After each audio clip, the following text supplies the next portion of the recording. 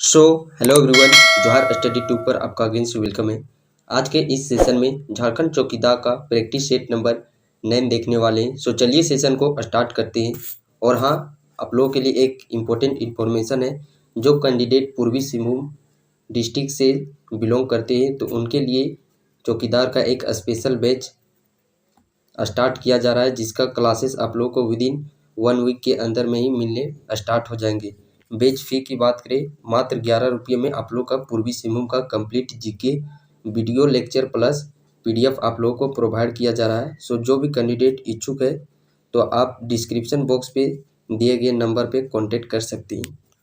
पहला प्रश्न है, झारखंड के पहले मुख्यमंत्री बाबूलाल मरांडी राज्य के किस निर्वाचक क्षेत्र से आते थे?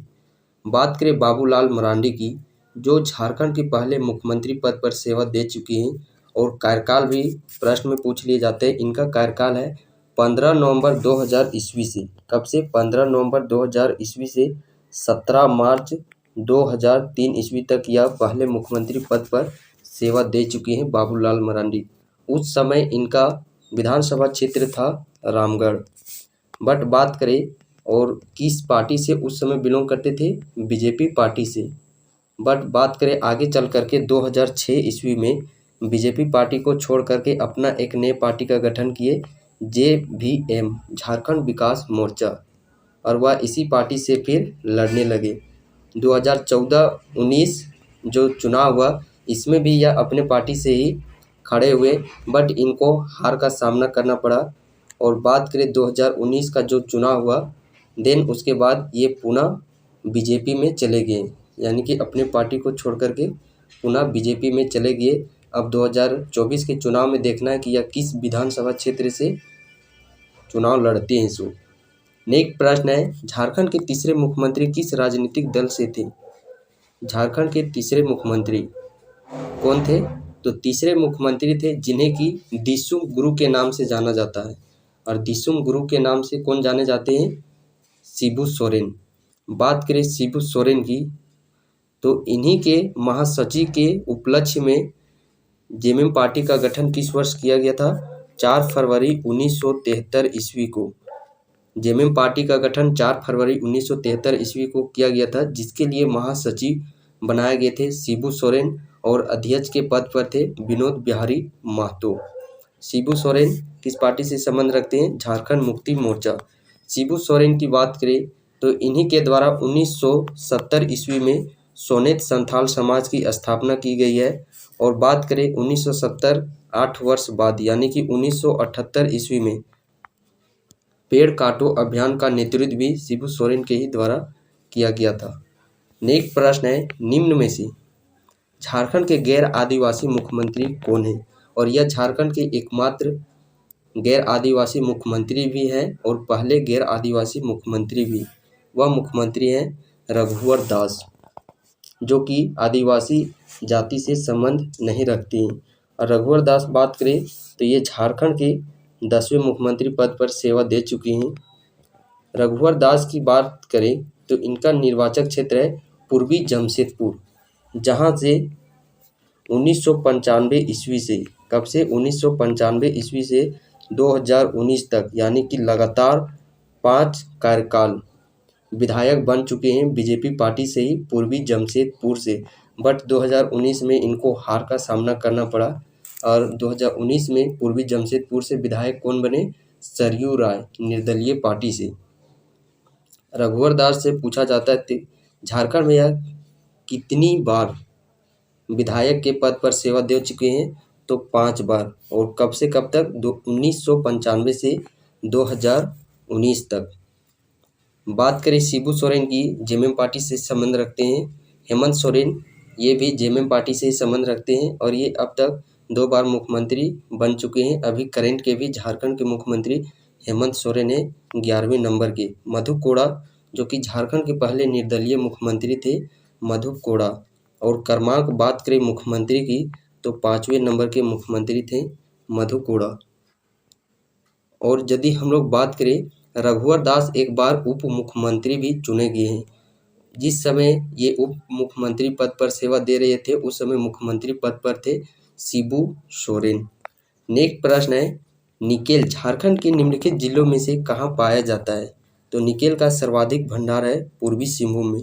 पूर्वी सिंहभूम में और कुछ समृद्ध भंडार पाए जाते हैं, जैसे कि तांबा। तांबा के लिए प्रसिद्ध क्षेत्र है घाटशिला, मूसाबनी, सुरदा। तांबा उद्योग भी स्थापित यहाँ पे किया गया था 1924 में। तांबा उद्योग 1924 में, और तांबा को शुद्ध करना तांबा शोधक केंद्र, इसका स्थापना किया गया था 1930 ईस्वी में। इसके जस्ट 6 वर्षों के बाद तांबा उद्योग बात करें तो ये मूसाबनी क्षेत्र में और तांबा शोधक केंद्र घाटशिला क्षेत्र में स्थापित किया गया था।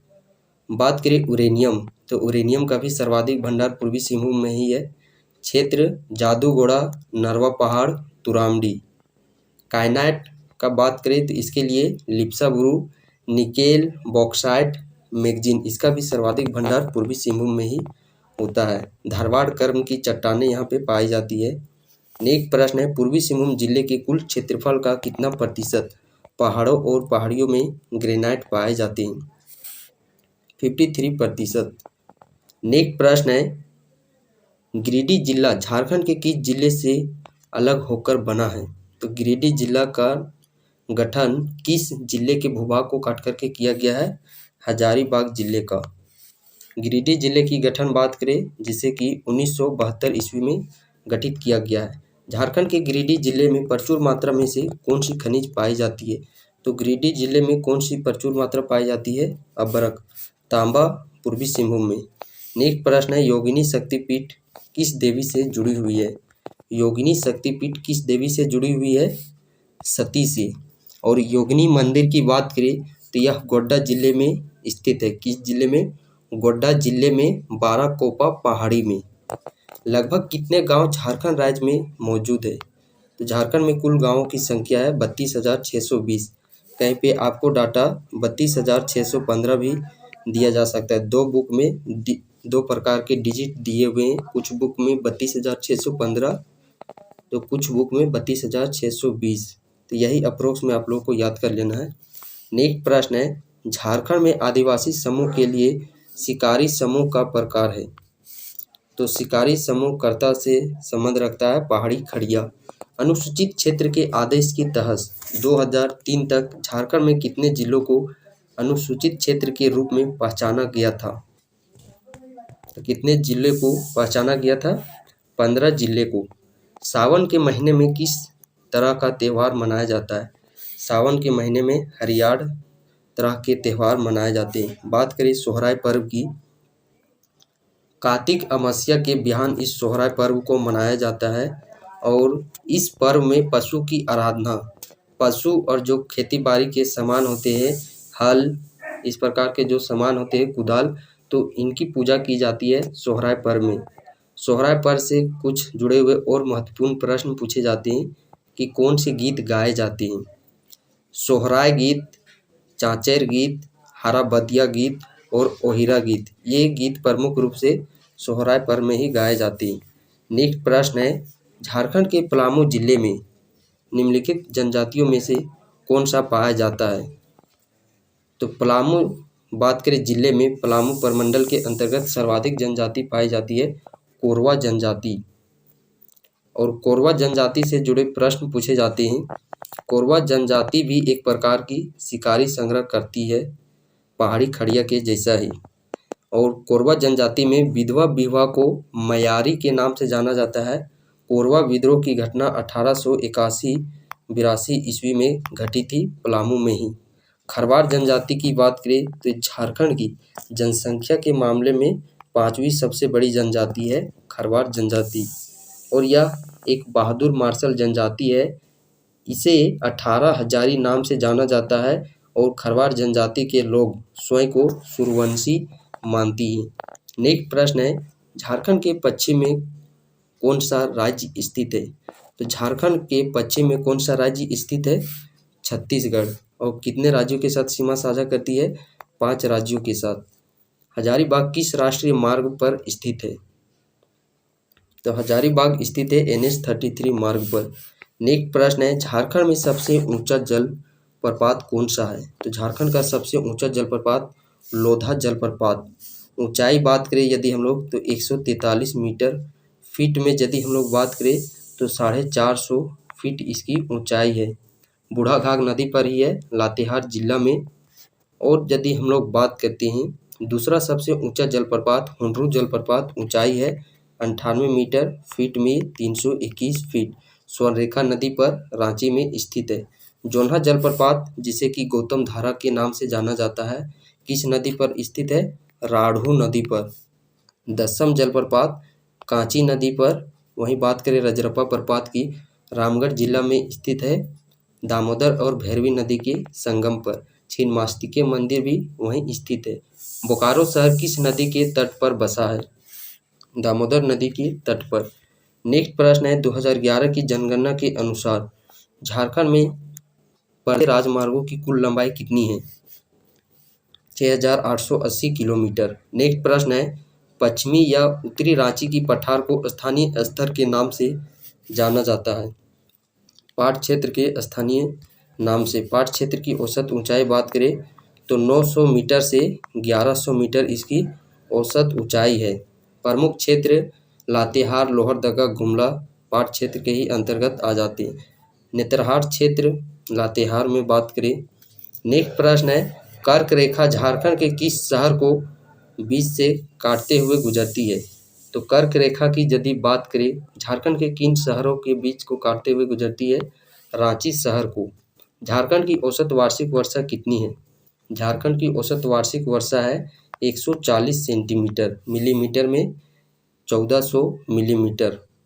बात करें सर्वाधिक वर्षा झारखंड में नेतरहाट क्षेत्र में होता है, वहाँ वर्षा 180 सेंटीमीटर यानी कि 1800 मिलीमीटर तक की वर्षा होती है नेतरहाट में, सर्वाधिक वर्षा।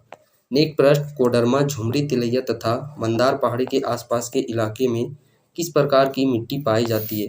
तो कोडरमा बेसिकली दिया हुआ है स्पेसिफिक रीजन, तो यहाँ पे माइका युक्त मिट्टी पाई जाती है।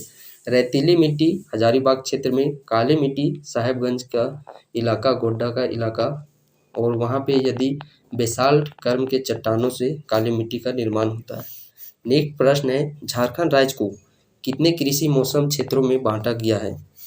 3 कृषि क्षेत्रों में। झारखंड का शाब्दिक अर्थ क्या है?